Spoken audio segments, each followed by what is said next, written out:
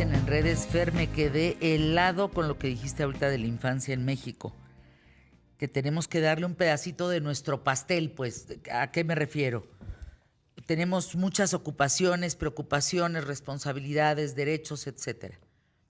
Sé que muchos de ustedes prefieren, y lo cual está perfecto, no es juicio.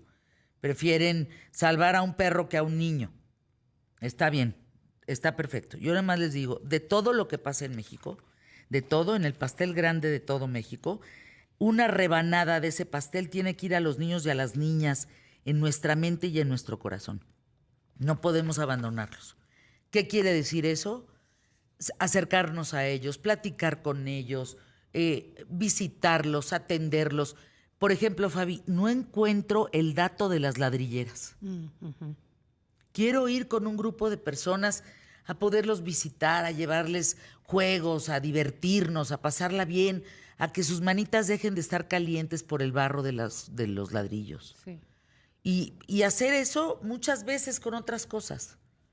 Ayudarlos. Así es. Ahora que decías del dinero, lo estamos gastando los adultos, justamente la semana pasada estaba viendo todos estos informes y estas propuestas que están haciendo estas organizaciones de la sociedad civil que pues no solo son nacionales, sino internacionales. Hemos hablado muchos de ellas. Derecho a la Infancia, que es Redeem, también justo World Vision, Save the Children, y muchas, Tejiendo Redes Infancia, muy, muy importante, sobre todo Tejiendo Redes Infancia, que hace esta colaboración con otras instituciones académicas y organizaciones para visibilizar estos temas. Y algo muy preocupante era eso, y creo que lo mencionábamos en el programa pasado, el presupuesto el presupuesto de la infancia se queda en los presupuestos de las grandes obras y de los adultos. Les estamos robando el presupuesto de los niños para otro tipo de obras o procesos electorales o campañas que son para otros temas, como son cosas que a ellos no les repercute directamente, ¿no? Y otro tema muy importante que tiene que ver en este marco, porque hay que estar visibilizando el tema. Como lo dice Fer, hay que hablar, los medios de comunicación tenemos aparte ese compromiso social, no solo el informativo, sino es qué información le das a la gente para que se quede con ese dato y luche por sus derechos. Entonces, aprender el tema de la educación es otro derecho constitucional, o sea, no solo es un tema de derechos humanos. Que se nos dé la gana. No, está en la no Constitución. Es porque los dos estén en la Constitución. Exacto. ¿Y tenemos que cumplir la Constitución mexicana? Y lo tienen que garantizar las autoridades. El Estado mexicano es su obligación, no es un regalo, no le estamos pidiendo un favor. No es una dádiva. No, hombre, no es hay una conmiseración, ay, volteame a ver, no. Ahora. Es dame de comer. Exacto. Dame educación. Dame salud, seguridad, dame salud. Justo los temas que decías. Y ahora, ya hemos hablado mucho del tema de aprender y de la calidad de los contenidos educativos, que ha dejado mucho que desear.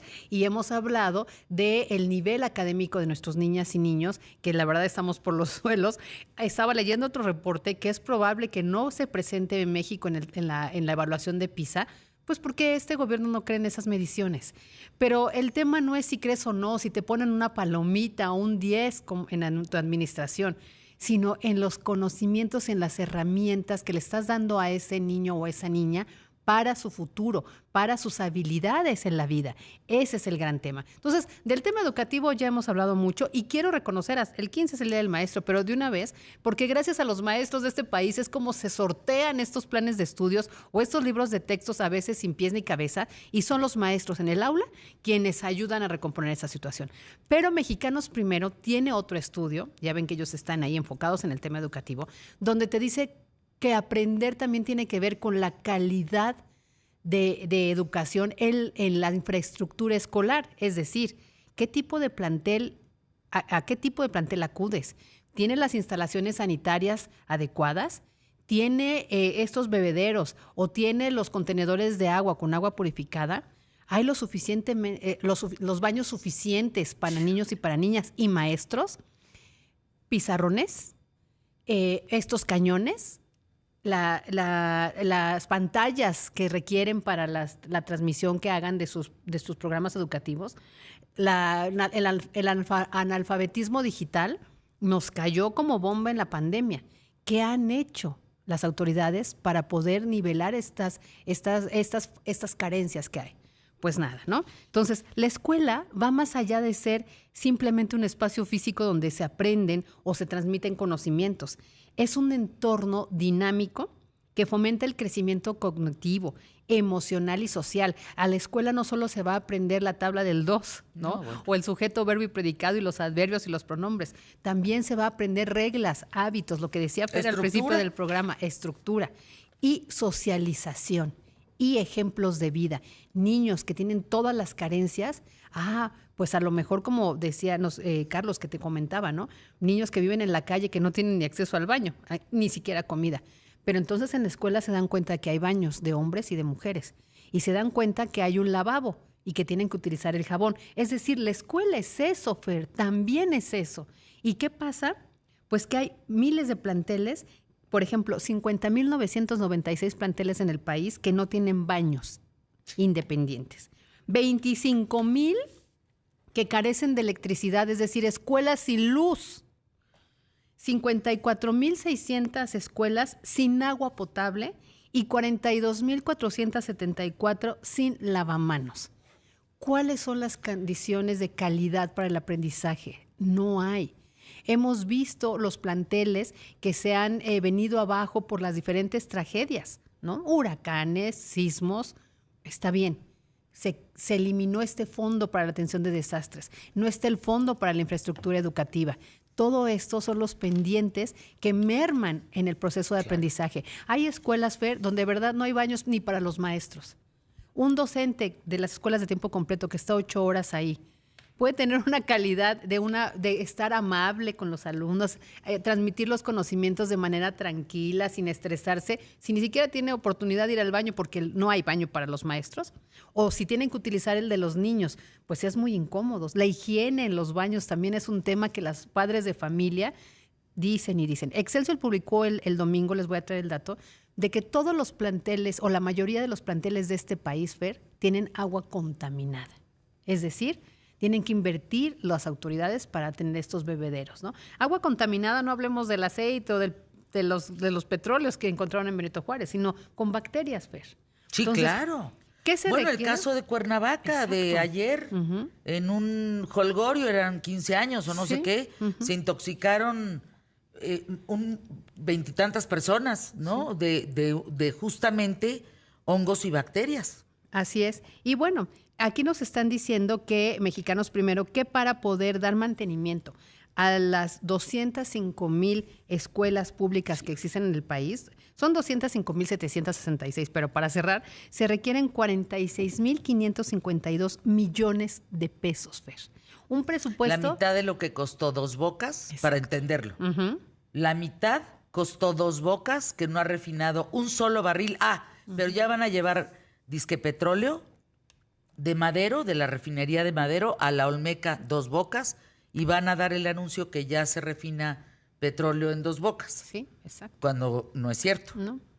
Para engañar nuevamente. Otro dato interesante es que para garantizar las condiciones básicas en nivel preescolar, primaria, secundaria y media superior, los bachilleres, significaría una inversión solamente de 51,932 millones de pesos.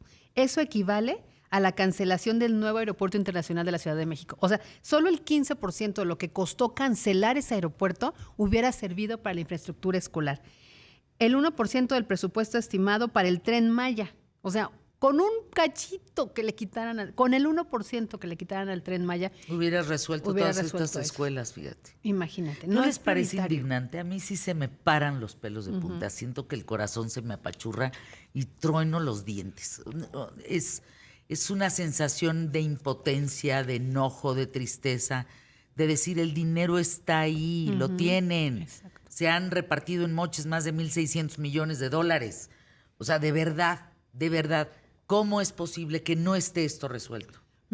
Otro dato importante, interesante, que también encontré en el estudio de Mexicanos Primero, es que el 5% del presupuesto que se destinó al INSABI en el principio de esta administración, que fue el fracaso más rotundo, solo 5% que se destinó a ese INSABI hubiera servido para tener los 51,932 millones de pesos mínimos que se requieren para que en las escuelas haya baños, lavaderos y bebederos. O sea, A ver, lo tú estás- a ver, mínimo, Fer. Imagínense que hoy todos, cada uno de nosotros y nosotras vamos a ser presidentes de México. ¿No sería una de las primeras decisiones que tú tomas?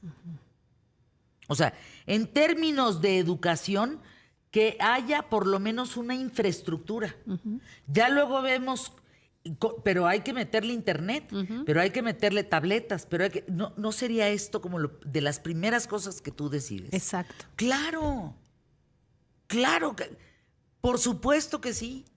La salud, inmediatamente en todos los centros de salud hay que rehabilitar, hay que meter más camas, y los medicamentos, hay que pedirlos a tiempo de una vez y volver a las cartillas de vacunación como estábamos. Y esa es justo la invitación ahorita que están ya los candidatos, las dos candidatas y el candidato, pero en general, los que van al Congreso, los que van a los congresos federales y locales, los que van a los gobiernos de los estados, es volteen a ver las carencias de los niños. Los niños y las niñas de este país cuentan. Ay, sí. Van a ser los futuros ciudadanos. Si hoy hay un desencanto por la política, por los políticos y políticas de nuestro país, pues estos niños los están también dinamitando desde ahorita, Fer. Gracias, mi querida Fabi Guarnero. Siempre es un honor estar contigo aquí en los micrófonos de ¿Qué tal, Fernanda? Si alguien ha tocado el dedo en la llaga de los niños y las niñas en México, es Fabiola Guarneros en ¿Qué tal, Fernanda? Gracias, Fabi.